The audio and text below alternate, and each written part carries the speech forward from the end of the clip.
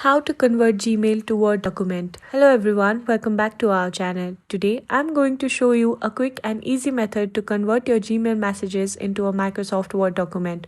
So let's get started. First, make sure you are signed in to your Gmail account. If you are not already logged in, go ahead and do that now. Once you're in, find the email that you want to convert. For this example, I'll select this message here.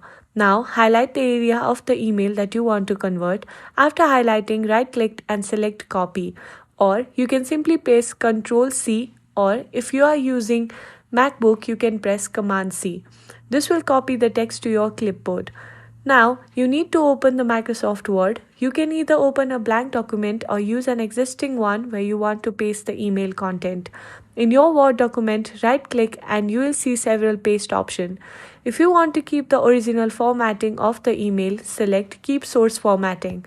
There are also options like merge formatting and keep text only if you prefer a different look. Once you paste it, you will see your Gmail content in the Word document. Now you can edit it and use all the feature of Microsoft Word to customize it as you like.